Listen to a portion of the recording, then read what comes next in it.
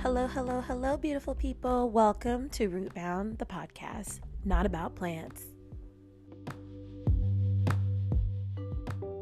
Okay, so this is episode 3, and I'm really appreciating the love, support, feedback that I'm getting thus far. Thank you to my small but dedicated community.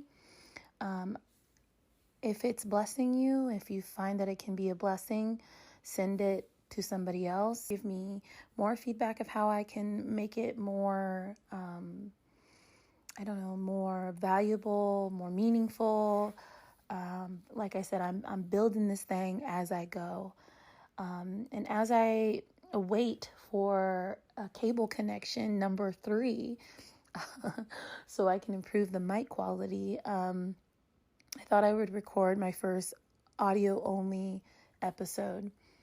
And it's really about accepting, not blaming. So I teased and I talked about the Force for Change model in my first episode. If you guys remember, it's the 4-quadrant diagram that starts off, or it can start off, but the first box on the left top is anger. Then going clockwise is denial, blaming, and acceptance. That's what everybody's going to go through when there's a force for change.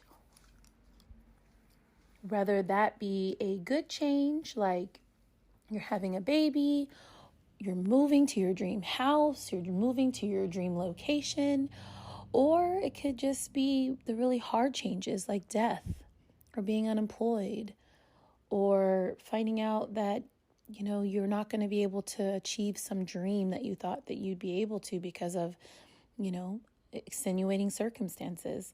You will go through those 4, and they're equal parts on the diagram, but they may not be equal parts of time.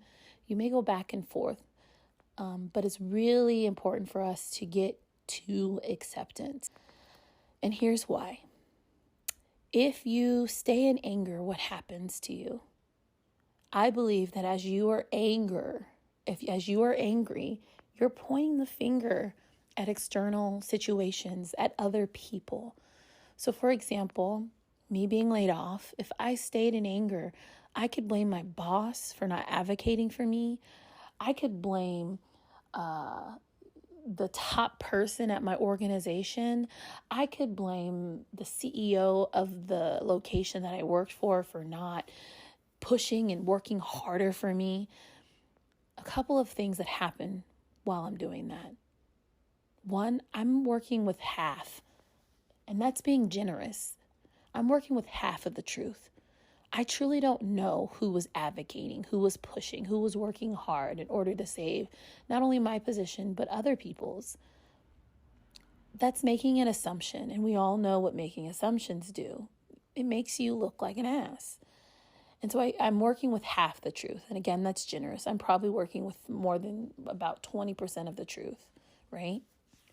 And my anger won't allow me to really accept the fact that I don't have all the facts.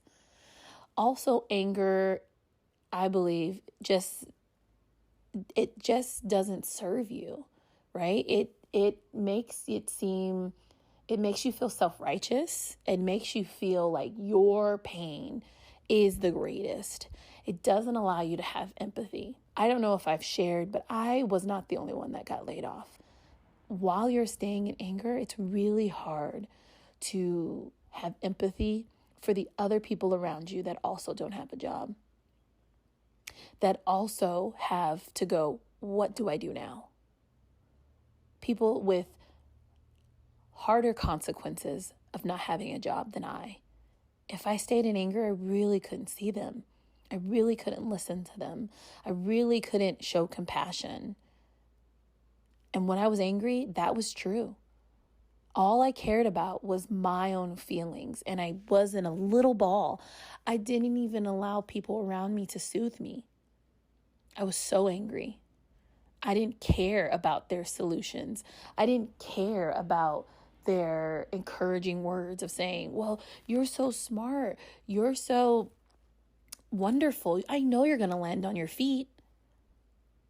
To be honest, the thoughts in my head were like, fuck you. No, I'm not.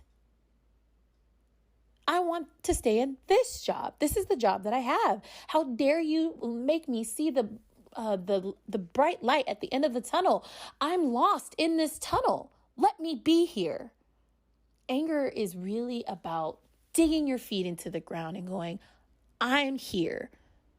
This is where I am. See me where I'm at right now and fix it, universe.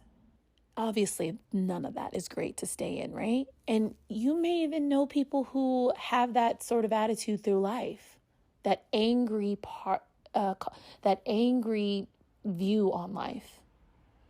Where are they? Where are their relationships? Where are they professionally? Where are they when it comes to the dreams that they had?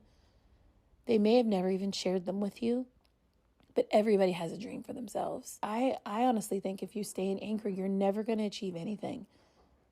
Strong relationships, strong professional success, personal, professional success is going to suffer, right?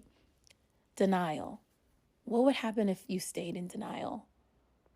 I know for me, if I said, nope, I'm not getting laid off, that's not happening to me, that's happening to everybody else, I would have showed up the Monday after my last day expecting to work. And the funny thing is I actually had a dream about that this morning, but I couldn't get into the door because my badge didn't work anymore, right? I had to wait for somebody to let me in, and they're looking at me like, well, do you still work here? I thought you were gone. And I'm like, nope, I'm still here. Open the door. Just something wrong with my key card, right? I will look ridiculous. And also, if you stay in denial, you're not going to make any steps going forward to prepare your future, right? I would not find a new job. I would not be starting this podcast for sure. I would just be in this bubble where the world around me is like, you're in, you ever heard of those dreams? And I can't remember the term, but there's a term that means that you can control your dreams, right? And I've only been able to do it a couple of times actually, where you can actually control, you know that you're in a dream and you're controlling the environment around you. That would be me like doing that in real life. It would be absolutely ridiculous, right? Blaming. It's almost similar to anger. I don't believe you can be happy in blaming people. So it's very similar. Blaming is about just pointing the finger at other people and forgetting to really look into yourself and say, okay, universe, okay, God, here's the change. How did I contribute to this? How did I get here? How did I just didn't wake up and I was laid off. As you know, this podcast is birthed through me stopping to blame, is me starting to accept. And if I continue to blame other people, I would never look internally and say, how did I get here? And I truly believe as we reflect and we stop blaming others and we look internally, we can start to make changes within our own selves, our mindsets, our personalities, our spirit, our souls, how we move through the universe, because now we are stopping the blame game. We are moving ourselves and saying, hey, I am the main character. I don't know if you guys listen to, is it Shan Boody? I know who it is. I just don't saying it. I just want to slow down. Shan Boody. I don't know why I'm messing that up. But she has a new podcast called Lovers and Friends. It has not premiered just yet as I'm recording this, but I'm super excited to listen to that. But also, and I don't know, she might have gotten this concept from somewhere else, but I heard it from her first, called Main Character Energy. We are the main character of our own movie, our own series, our own show.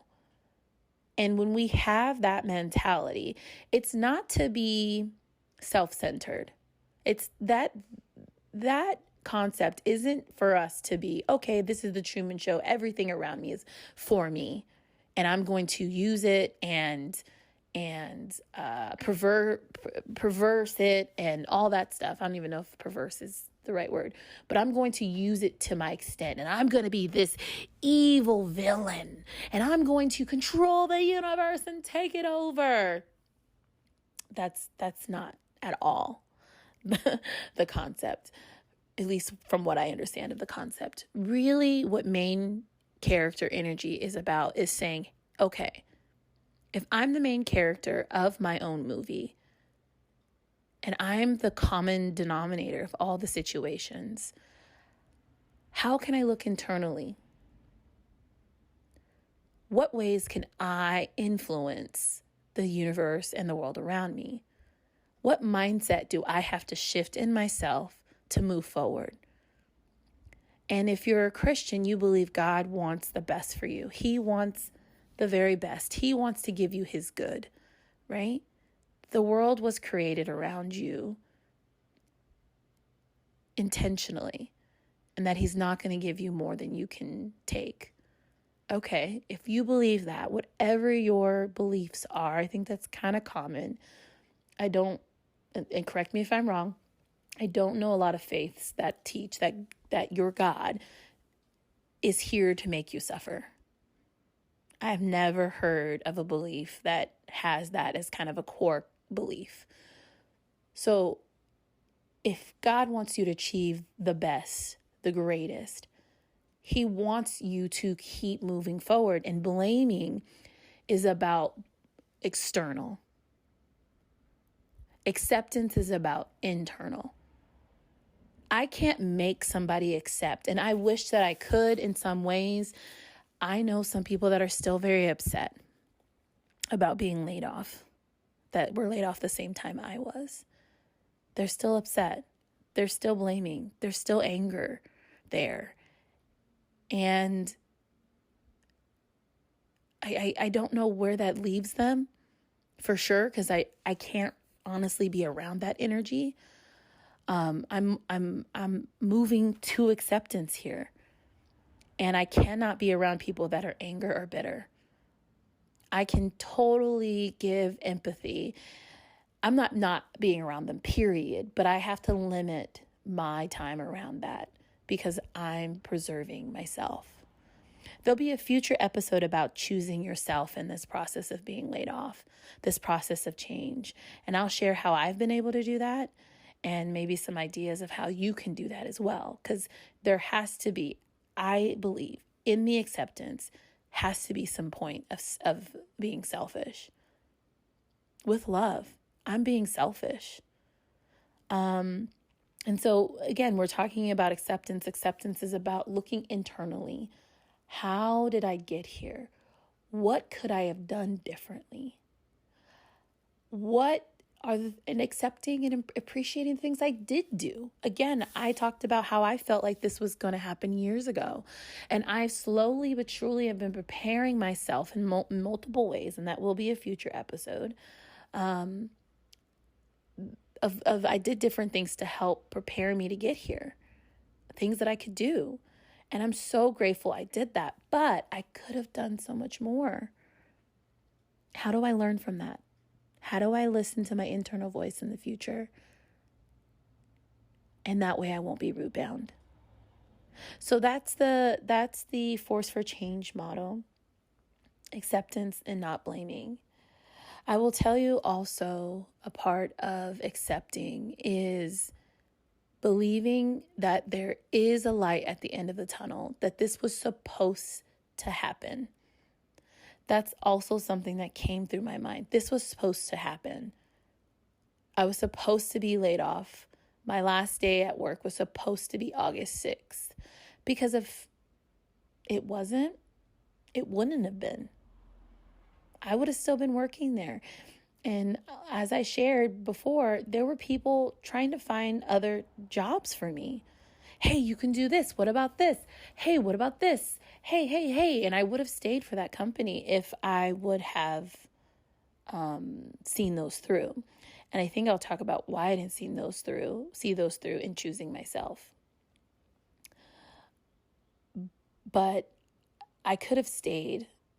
So many things could have fallen into place and I would have still been at that location. I would still been working for that company.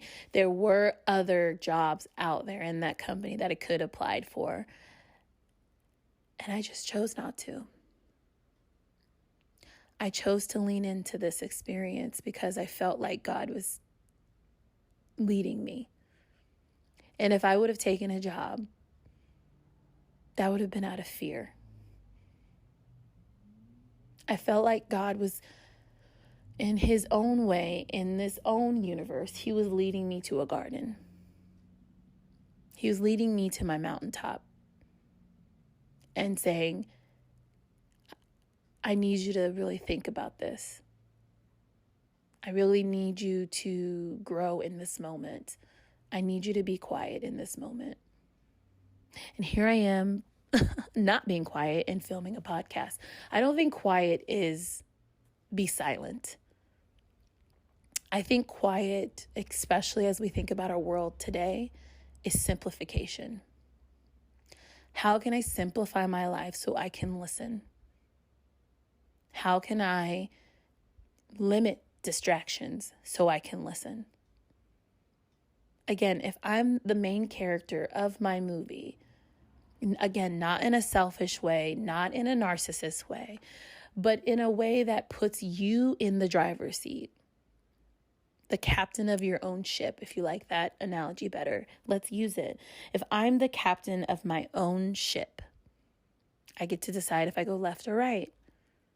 Left is me staying on the same path, or actually left, right, or straight, right? I could have kept going straight and being on the same path with the same company, working at this with the same people because it felt safe. But only God knows there's a iceberg 100 feet in front of me. I can't see it, but God sees it. I truly believe that God wanted me to go left or right. It didn't really matter. And maybe I'll look back and I'll say, ooh, left would have been better than right. But he wanted me to turn. He wanted me to pivot. And so I wanted to honor that feeling and not stay. Make it to the point where I couldn't stay. And I can't really talk about what that is because there's legal things, but I made it to a point where I couldn't stay. And could I go back? Oh yeah, sure. But I couldn't stay. There'd be no way. Salary wise, position wise, there was no way. The universe made it where I could not stay and I had to listen to that, right? So that's part of acceptance, is saying, okay, God, you want me on this path, on a different path for a reason. I'm going to honor that and do that. Okay. There were a bunch of people giving me or sending me jobs within the same sector, different companies, same sector, and it just didn't feel right for me. And I'll talk more about that in Choosing Yourself. But as it pertains to acceptance, I had to accept the fact that there was a force for change. It's not a force to get on a different boat in the same fleet. It's a force for change. I needed a change. My spirit needed a change. And I accepted the permission to change. Me being laid off was permission to change. It's permission and provision to change. And I had, and I have to accept that. Nobody else is going through this journey but me. I have to accept it. Yeah, will it suck for my mom to see me struggle mentally? Yes, I'm sure it does suck. And in fact, she was actually laid off before. And so she knows a lot how it feels, but she doesn't know how I feel. In fact, and I hate to say that some people's pain is greater than others, but my mom's pain was must have been greater than mine. She's a mom. At the time she was laid off.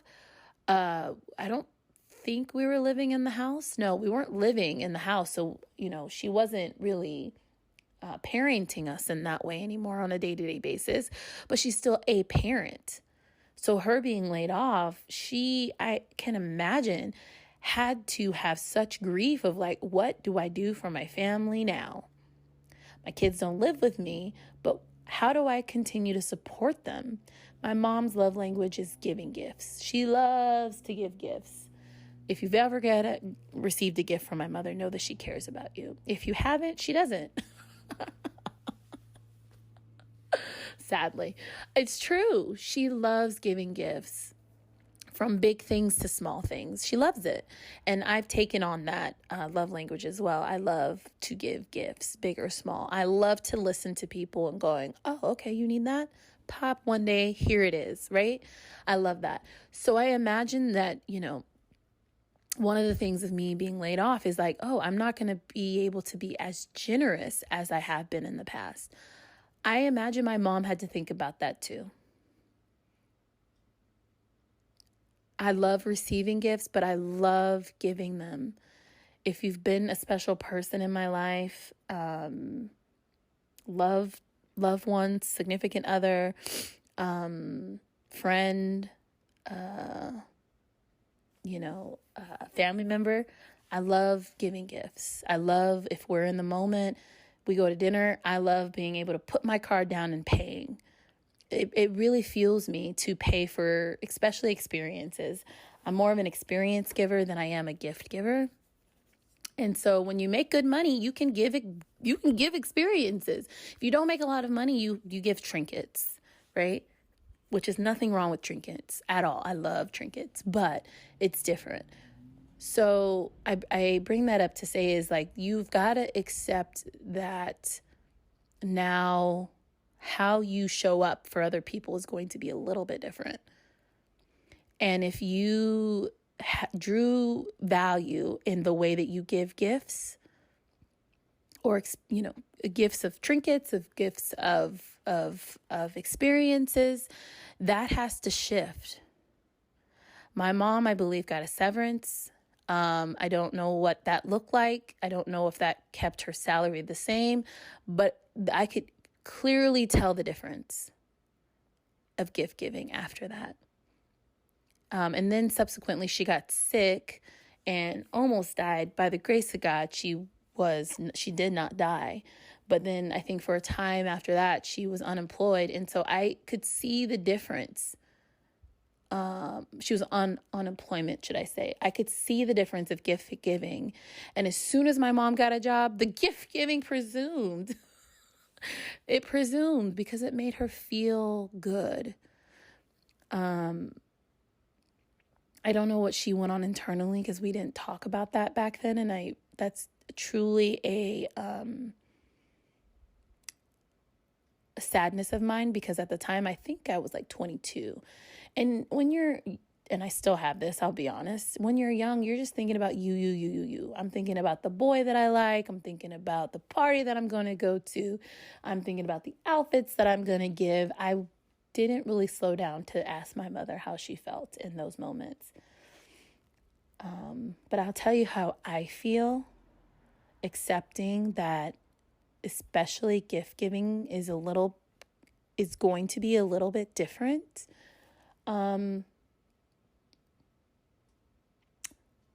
I guess because I'm not exactly there yet, but it does make me sad. That is that's probably the hardest part, is because I am super generous. I would love and I shared this in a previous episode, I would love for me to have a lot of money so I can spoil my family. Ideally, in my mind, every person in my family would have a house, have a nice car. They worked if they wanted to. They worked to kind of maintain their lifestyle, but they all lived in their dream house, had their dream cars, yet it be fancier or very basic. They're living in their dream, and they're not working to sustain those very basic needs, right? That I would support them in that way, and that they could really thrive and live life to the fullest, working at jobs that really fulfilled them, not just paid them. That's been a dream of mine since I was 12. I wanted to be a celebrity, not to be famous. I wanted to be a celebrity because I equated that with wealth. And I wanted wealth so that every person in my family, especially my mother, didn't have to work and only worked because she wanted to. And so I have that kind of basis of my heart, and my generosity is so big, and that's because of my mother. So, and that's such part of my personality that I honestly had to go, okay, I can't give as big as I've been able to. I can't be as generous as I used to be. Doesn't mean I can't be generous. Okay, we can't go to Ruth Chris and it's a $400 bill and I pay it without blinking. Okay, I can't do that, but I can take you to Olive Garden, you know? And so acceptance is just about, okay, so I have a huge spirit of generosity. I still can. And that spirit shouldn't be contingent on how much money is in my bank account or how much money is on my paycheck every month. I should still be generous. I should still be true to that part of myself. It just has to change. It has to change, and that's okay. Because guarantee if I made 3 times as much as I make right now, it's going to change. Oh, it's going to change in the best way, right? But change is inevitable. So that's how I've been able to move through anger, denial, and blaming. And then finally landing at acceptance is realizing some things are going to change. Some things have to change, right? If I had a kid right now, things would have to change. I couldn't be generous the way that I wanted, the way that I am right now with my niece and my nephew, if I had my own children. That's just inevitable. That's just true. That's just, it is what it is. I couldn't be as generous with my time. I couldn't be generous financially because little Timmy needs diapers that cost $200-$300 a month. I can't take you guys to Target a couple times a month and let you buy a toy every time or whatever the case may be. My generosity has really changed. I used to take my nephew to Target a couple times a month and let him buy whatever he wanted. I always said, I don't have to say no, so why should I? It used to be my thing. My sister would go, why do you spoil him so much? He doesn't need to get something at Target every time. And I say, well, he's a good kid and I don't have to say no. So why would I? I want to give him everything.